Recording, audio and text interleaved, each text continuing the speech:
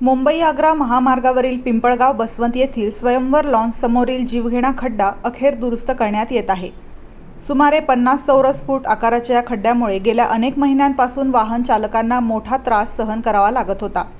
अनेक अपघात घडले, वाहनांचे नुकसान झाले, मात्र संबंधित यंत्रणांकडून कोणतीही ठोस कारवाई होत नव्हती। दिनांक 2 जून रोजी राष्ट्रीय महामार्ग प्राधिकरणाकडे याबाबत लेखी निवेदन देण्यात आले होते, मात्र त्यानंतरही कोणतीही कारवाई न झाल्याने समाजसेवक आणि पोलीस प्रशासनाला या विषयाचा पाठपुरावा करावा लागला।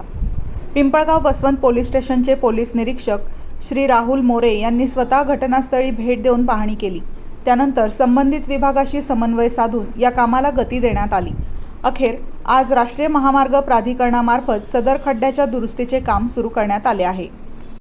मात्र नागरिकांची एवढीच अपेक्षा आहे की ही दुरुस्ती केवळ तात्पुरती न राहता उच्च दर्जाची व्हावी आणि भविष्यात पुन्हा त्याच ठिकाणी अशा प्रकारचा जीवघेणा खड्डा निर्माण होऊ नये।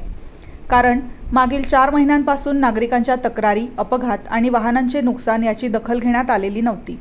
या घटनेतून प्रशासनाने धडा घेणे आवश्यक आहे। रस्त्यांची सुरक्षितता ही नागरिकांची गरज नसून प्रशासनाची जबाबदारी आहे।